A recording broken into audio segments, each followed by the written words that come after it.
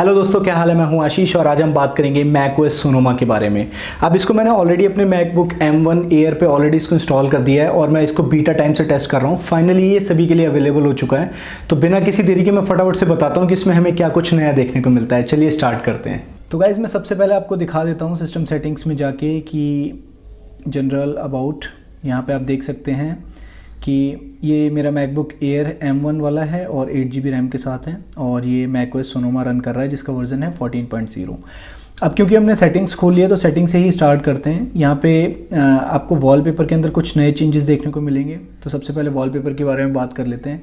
यहाँ पे आपको डायनेमिक वॉलपेपर्स तो देखने को मिलते ही हैं जो कि ऑलरेडी पहले भी आते थे। यहाँ पे सोनोमा वाला आपको एक नया देखने को मिलेगा। बट अगर आप बॉटम की तरफ देखेंगे तो यहाँ पे बहुत सारे मल्टीपल हंड्रेड्स ऑफ वॉलपेपर्स यहाँ पे ऐड किए हैं और ये डायनामिक वॉलपेपर्स हैं। बेसिकली ये एक वीडियो वॉलपेपर आप इसको बोल सकते हो। तो फॉर एग्जांपल अगर मैं लैंडस्केप में सोनोमा होराइजन को सिलेक्ट करता हूँ तो ये कुछ इस तरीके से आपका वॉलपेपर यहाँ पे देखने को मिलता है, जो कि आपको फर्स्ट ग्लांस में देख के लगेगा कि बड़ा बेसिक सा है, नॉर्मल है। बट मैजिक कहाँ पे होता है? मैजिक होता है जब भी ये स्क्रीन टाइम आउट में जाएगा या आप इसको मैनुअली लॉक करेंगे तो ये इस तरीके से ग्रेजुअली मूव होना स्टार्ट हो जाता है। और इसी के साथ साथ यहाँ पे आपको डेट, बोल्ड लेटर में टाइम वगैरह देखने को मिलती है, जो कि पहले नहीं थी, अभी काफ़ी कूल लगती है। और इससे भी कूल बात यह है कि जब भी आप लॉगिन करेंगे टच आईडी या अपना पासवर्ड डाल के, तो ये बहुत ही स्लो तरीके से रुकता है और हर बार आपको एक नया वॉलपेपर देखने को मिलता है। यहाँ पे मल्टीपल वॉलपेपर्स हैं, आप चाहें तो इसको फर्दर एक्सप्लोर कर सकते हैं और ये काफ़ी लार्जर साइज़ में होते हैं। तो जो भी अगर आपको डाउनलोड करना है तो आप किसी को भी सेलेक्ट करके डाउनलोड पे क्लिक कर सकते हैं। जब भी आप उस पर क्लिक करेंगे, फॉर एग्जांपल इस पर करते हैं, तो ये कॉर्नर पे ऐसे डाउनलोड होना स्टार्ट हो जाता है। और ये बहुत ही हैवी वॉलपेपर्स हैं, तो ये depending on your internet speed यहाँ पे काफ़ी टाइम भी ले सकते हैं। और अगर आप इसको चाहें तो स्क्रीन सेवर की तरह भी यहाँ से टॉप से यूज़ कर सकते हैं।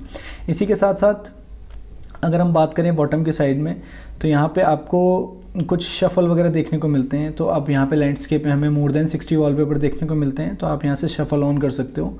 तो हर बार यहाँ से आप इसकी टाइमिंग सेट कर सकते हो कि हर 12 घंटे में, एवरी डे या एवरी मंथ ये चेंज होता रहेगा।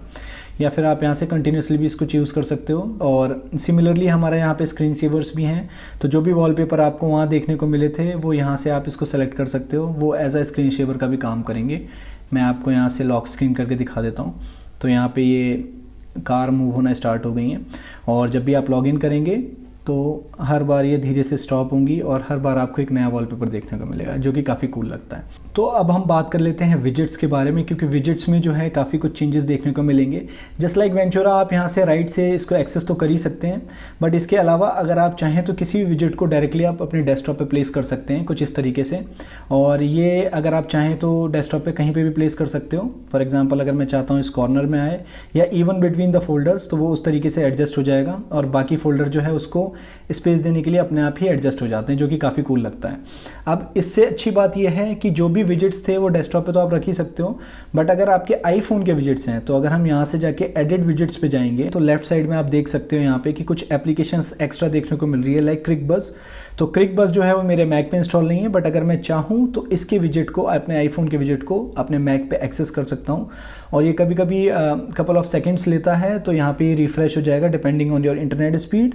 और उसके बाद जो भी लाइव स्कोर वगैरह होंगे वो आप डायरेक्टली अपने मैक पे एक्सेस कर सकते हो। ये काफ़ी कूल चीज़ है। तो यहाँ से आपको पूरी फ्लेक्सिबिलिटी मिल जाती है, आप चाहें तो कहीं पे भी इसको प्लेस कर सकते हो। इसी के साथ साथ अगर हम इसकी फर्दर सेटिंग्स की बात करें तो जैसा कि अभी आप नोट कर पा रहे होंगे, जैसे ही मैंने सेटिंग्स टैब खोला है यहाँ पे विंडो, तो ये पीछे के जो विजेट्स थे वो एकदम फेड आउट हो गए हैं ताकि जो डिस्ट्रैक्शन है वो काफ़ी कम हो जाए। बट अगर आप चाहें तो इसको फर्दर मॉडिफाई कर सकते हो। इसके लिए आपको डेस्कटॉप एंड डॉक की सेटिंग्स में जाना है और यहाँ पे बॉटम में आपको विजेट्स का सेक्शन देखने को मिलेगा। तो आप इसको चाहें तो ऑन डेस्कटॉप भी ऑन कर सकते हो या इन स्टेज मैनेजर भी रहने दे सकते हो। बाकी विजेट्स की जो भी स्टाइल है, अगर आप चाहें हमेशा फुल कलर में रहें तो इस तरीके से फुल कलर में रहेंगे। अगर ऑटोमेटिक पे क्लिक करेंगे तो वो बाय डिफ़ॉल्ट जो है मोनोक्रोम में शिफ्ट हो जाएंगे जब भी आप कोई विंडो ओपन करेंगे। और अगर मोनोक्रोम में चाहते हैं तो मोनोक्रोम में परमानेंट भी इसको सेट किया जा सकता है। सिमिलरली यहाँ पे आपको यूज़ आईफोन विजेट का एक ऑप्शन देखने को मिलता है। तो अगर मैं इसको ऑफ कर दूंगा तो यहाँ से जो भी आईफोन के विजेट्स होंगे वो ऑटोमेटिकली गायब हो जाएंगे। इसको अगर मैंने यहाँ से ऑफ किया तो जैसा कि अभी आप देख पा रहे हैं यहाँ पे वो जो विजेट है हमारा आईफोन का वो गायब हो चुका है। अब हम बात कर लेते हैं वीडियो कॉन्फ्रेंसिंग के बारे में। तो यहाँ पे वीडियो रिएक्शंस वगैरह को यहाँ पे ऐड किया है। मैं यहाँ पे फिलहाल यूज़ कर रहा हूँ फेस टाइम एप्लीकेशन का, बट ये काफ़ी हद तक सिमिलर रहेगा अक्रॉस द डिवाइसेस। तो आप अगर जूम मीटिंग यूज़ करते हैं या टीम्स यूज़ करते हैं, इसमें सभी में ये एक्टिव रहेगा। तो यहाँ पे फ़िलहाल के लिए मैं आपको जस्ट बता देता हूँ कि ये कैसे काम करता है। यहाँ पे आप टॉप पे एक एक्शन बटन देख पा रहे होंगे जो कि फेस टाइम को वो कर रहा है। यहाँ पे आप पोर्ट्रेट चूज़ कर सकते हैं, तो जब भी आप पोर्ट्रेट पे क्लिक करोगे ये पूरा ब्लर आउट हो जाएगा। सिमिलरली आपको यहाँ पे स्टूडियो लाइट देखने को मिल जाती है, जिसको आप फर्दर चाहें तो ट्विक कर सकते हो कि आपको चेहरे पर कितनी लाइट चाहिए, कितना डार्क एनवायरनमेंट चाहिए, वो सारी चीज़ें यहाँ से अवेलेबल हैं। बट यहाँ पे आप एक नया ऑप्शन देख पा रहे होंगे जिसका नाम है रिएक्शंस। तो ये रिएक्शंस कैसे काम करते हैं मैं आपको फटाफट से बता देता हूँ। यहाँ पे अगर आप इस पर क्लिक करोगे तो यहाँ पे आपको मल्टीपल रिएक्शन वगैरह देखने को मिलेंगे। लाइक अगर मैं हार्ट पे क्लिक करता हूँ तो कुछ इस तरीके से ये हार्ट को एनिमेट करके दिखाएगा मेरे चारों तरफ। सिमिलरली यहाँ पे अगर पार्टी वाले पे क्लिक करते हैं तो इस तरीके से ये फ्लेयर्स वगैरह आ जाते हैं कुछ।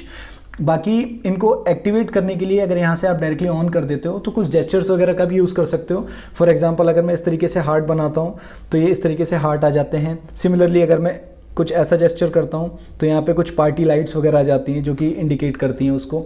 पीस वगैरह बनाएंगे तो इस तरीके से कुछ बैलून्स वगैरह आ जाएंगे जो कि आगे पीछे चारों तरफ आता है। इसके ऊपर मैंने बाय द वे एक शॉर्ट वीडियो भी बनाई है, तो आप जाके चैनल पर वो भी चेकआउट कर सकते हो।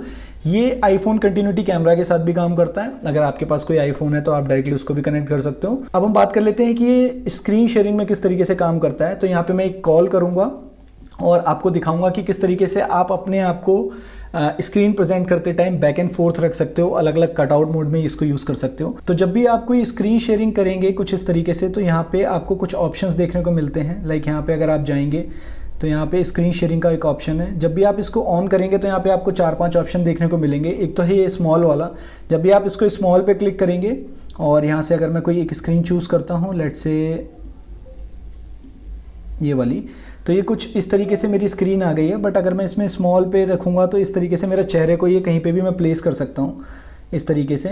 और अगर मैं चाहूँ अपने आप को लार्जर प्रेजेंट करना तो मैं कुछ इस तरीके से लार्जर प्रेजेंट कर सकता हूँ। इसमें क्या है कि मेरा ये बैकग्राउंड भी आ गया है। सिमिलरली मेरी जो मैक की डिस्प्ले है वो पीछे दिख रही है, तो इसने बहुत ही अच्छे तरीके से ब्लेंड किया है।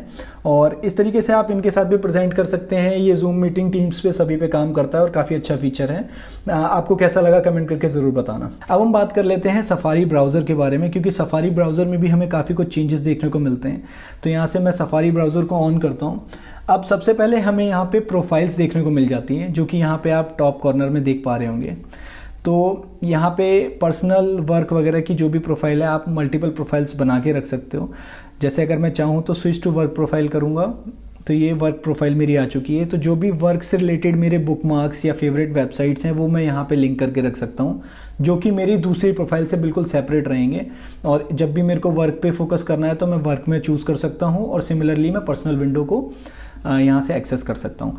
यहाँ पे आप चाहें तो मल्टीपल प्रोफाइल्स जो है वो बना के रख सकते हो, और ये काफ़ी यूज़फुल हो सकता है काफ़ी सारे सिनेरियोज में। आप इसको किस तरीके से यूज़ करोगे मेरे को कमेंट करके ज़रूर बताना। बाकी जो दूसरा फीचर है सफारी में काफ़ी इंटरेस्टिंग लगा मेरे को, वो है आप कोई भी वेबसाइट को अपने डॉक पे अब ऐड कर सकते हो। जैसे कि मैंने यहाँ पे ऑलरेडी किया हुआ है। मैं इसको फिलहाल के लिए रिमूव कर देता हूँ ताकि मैं आपको दोबारा से दिखा पाऊँ।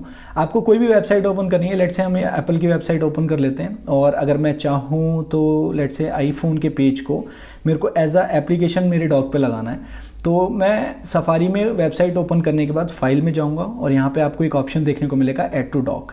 जब भी आप इस पर क्लिक करेंगे तो जो फैब आइकन है वो ऑलरेडी वेबसाइट से अपने आप वो ले लेता है। बाकी अगर आप चाहें तो इसको डिफरेंट नाम दे सकते हैं। यहाँ से मैं इसको सिंपली आईफोन रख देता हूँ और यहाँ पे ऐड पे क्लिक करूँगा तो यहाँ पे आप नोटिस कर पा रहे होंगे कि डॉक पे मेरा ऑलरेडी आईफोन के नाम से एक एप्लीकेशन बन चुकी है।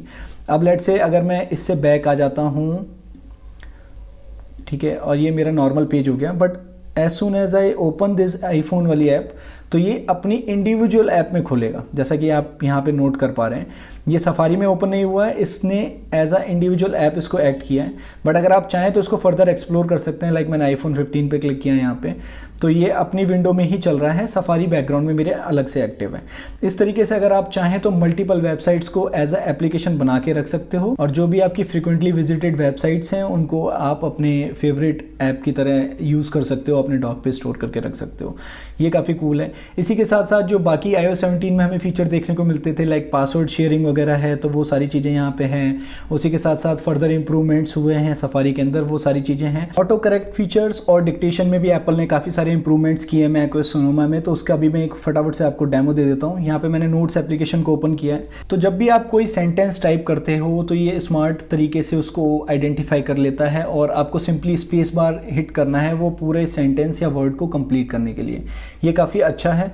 तो यहाँ पे मैं अगर आपको डेमो दूँ, हेलो हाउ आर यू, तो जैसे ही मैंने आर टाइप किया उसने यू को ऑलरेडी डिटेक्ट कर लिया, और अगर मैं स्पेस बार मारूंगा तो वो डायरेक्टली उसको पूरा ऑटो कंप्लीट कर देगा। इसी तरीके से ओवर टाइम आपकी जो भी टाइपिंग हैबिट्स हैं, जो भी आपके वर्ड्स और सेंटेंसेस हैं, उनको लर्न करेगा और उसी बेसिस पे आपको जो है वो सजेशंस प्रोवाइड करेगा। सिमिलरली अगर आप डिक्टेशंस का यूज़ करते हो तो वो भी काफ़ी इंप्रूव हुई है। डिक्टेशंस को इनेबल करने के लिए आपको सेटिंग्स के कीबोर्ड में जाना है, और कीबोर्ड में जाने के बाद यहाँ पे आपको डिक्टेशंस का एक ऑप्शन देखने को मिलता है जो कि मैंने ऑलरेडी ऑन किया हुआ है, बट अगर आपके में ऑफ है तो यहाँ से ऑन कर सकते हो। तो यहाँ पे मैं एक छोटा सा आपको डेमो देके दिखाता हूँ कि किस तरीके से इसका डिक्टेशन जो है वो काम करता है। So this is the demo of how dictation is working on the new macOS Sonoma। तो जैसा कि अभी आपने देखा डिक्टेशंस जो है वो काफ़ी अच्छे तरीके से काम कर रही है।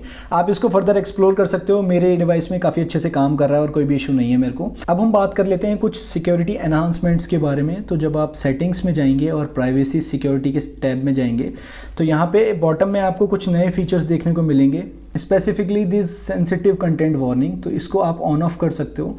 ये क्या करेगा, बेसिकली जो भी कुछ सेंसिटिव वीडियोस या फोटोज़ वगैरह आपको मैसेजेस या अदर एप्लीकेशंस के थ्रू डिटेक्ट होंगी, उनको ब्लर आउट कर देगा ताकि कोई भी सेंसिटिव कंटेंट जो है वो डायरेक्टली आप तक ना पहुंचे। ऑब्वियसली आपके पास चॉइस होगी उसको देखने के लिए, रिवील करने के लिए, बट बाय डिफ़ॉल्ट जो है अगर आप इसको ऑन कर देते हैं तो वो ब्लर आउट कर देगा, जो कि काफ़ी यूज़फुल हो सकता है अगर आप अपने मैक या आईपैड को यूजली बच्चों के साथ शेयर करते हैं, तो ये उस केस में काफ़ी यूज़फुल हो सकता है। आप इसको ऑन ऑफ करके रख सकते हो और यहाँ से आप चूज़ कर सकते हो कि कौन कौन सी एप्लीकेशन या सर्विसेज में ये सपोर्ट करेगा। सिमिलरली हमें यहाँ पे एक लॉकडाउन मोड भी देखने को मिलता है, जिसको अगर आप चाहें तो यहाँ से ऑन कर सकते हैं। ये बेसिकली बहुत ही एक्सट्रीम और ऑप्शनल प्रोटेक्शन है कि अगर आप चाहें अपने आप को हैकर्स और साइबर अटैक से बचाने के लिए तो आप इसको ऑन कर सकते हैं, बट ये ज़्यादातर यूज़र्स के काम में नहीं आएगा, स्पेशली अगर आप बहुत हाई प्रोफाइल या कुछ ऐसे बंदे हैं जो बहुत ही सेंसिटिव वर्क पे काम करते हैं, तो आप इसको डेफिनेटली ऑन कर सकते हो। ये सारे ट्रैकिंग वगैरह को जो है कम्प्लीटली ऑफ कर देता है और कोई भी आपकी इंटरनेट पे एक्टिविटी आपके मैक को जो है वो एक्सेस नहीं कर पाएगा। ये जो लॉकडाउन मोड है वो एप्पल वॉच और आईफोन वगैरह पे भी अवेलेबल है, तो आप उसको वहाँ पे भी ट्राई कर सकते हो। ये काफ़ी हद तक सिमिलर है वही iOS 17 और जो WatchOS 10 वगैरह पे जो भी फीचर्स हैं सिमिलरली ये काम करता है। बट यहाँ पे एक नया फीचर हमें देखने को मिलता है एक्सेसिबिलिटीज़ के अंदर। तो जब भी आप एक्सेसिबिलिटी में जाते हैं, जस्ट लाइक iOS 17, यहाँ पे आपको एक लाइव स्पीच का ऑप्शन देखने को मिलता है और उसी के साथ साथ पर्सनल वॉइस का भी ऑप्शन देखने को मिलता है। तो जब भी आप लाइव स्पीच पे क्लिक करते हैं, यहाँ से आप इसको ऑन ऑफ कर सकते हो। तो लेट्स से अगर मैंने यहाँ से इसको ऑन किया तो अगर मैं कुछ भी चीज़ टाइप करता हूँ, दिस इज़ अ टेस्ट, और जैसे ही मैं इस प्ले पे क्लिक करूँगा ये स्पीकर के थ्रू इसको बोल के दिखाएगा, दिस इज़ अ टेस्ट, कुछ इस तरीके से। तो इस तरीके से ये काम करता है। यहाँ से आप चाहें तो मल्टीपल वॉइसेस को यहाँ पे एक्सप्लोर कर सकते हो। अब अगर आप चाहें तो अपनी पर्सनल वॉइस को भी सेटअप कर सकते हैं, जो कि मेरे हिसाब से 2 से 3 दिन लेती है, और ये कुछ करीब 150 आपसे डिफरेंट सेंटेंसेस जो है वो पढ़वाएगा क्वाइट एनवायरनमेंट में, और उसके बाद इसका जो भी AI एल्गोरिदम है, जो भी न्यूरल इंजन है, वो इसको प्रोसेस करेगा और आपकी पर्सनल वॉइस जो है वो जनरेट करके दे देगा। ये काफ़ी कूल है और मैं इसको आईफोन पे ऑलरेडी टेस्ट कर रहा हूँ। बहुत ही जल्द एक शॉर्ट वीडियो आप लोगों के लिए लेके आने वाला हूँ, तो अगर आपने चैनल सब्सक्राइब नहीं किया तो उसको सब्सक्राइब कर लो, वरना आप मिस कर दोगे। अगर आप चाहें तो लाइव स्पीच की जगह आप अपनी वॉइस का भी यूज़ कर सकते हैं और इसको अक्रॉस द डिवाइसेस इसको शेयर भी किया जा सकता है। तो जब भी आप क्रिएट अ पर्सनल वॉइस पे क्लिक करेंगे, ये कुछ इस तरीके से आपसे पासवर्ड मांगेगा और अराउंड 150 फ्रेजेस जो है वो आपको लाउडली पढ़ने पड़ेंगे फॉर अराउंड 15 मिनट्स। उसके बाद जो भी है ये अपनी पर्सनल वॉइस को आपको बना के दे देगा। ये काफ़ी अच्छा फीचर है। बाकी अगर हम अदर अपडेट्स वगैरह की बात करें तो इतना मेजर नहीं है, छोटे मोटे अपडेट्स यहाँ पे आपको देखने को मिलेंगे। और काफ़ी सारी चीज़ें हमें जो ऑलरेडी iOS 17 की वीडियो में मैंने ऑलरेडी कवर किया है वहाँ पे आपको देखने को मिलती हैं। फॉर एग्जांपल अगर आप मैसेजेस में जाते हैं तो आपको स्टिकर्स का सपोर्ट यहाँ पे देखने को मिलता है।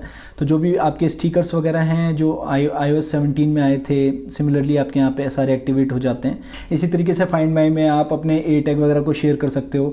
इसी के साथ साथ यहाँ पे इन्होंने गेमिंग मोड भी डाला है जो कि बाय डिफ़ॉल्ट एक्टिवेट हो जाएगा जब भी आप कोई गेम वगैरह खेलोगे। और तो जो भी CPU और GPU की पावर है वो आपकी टॉप प्रायोरिटी देगी उस गेम के लिए।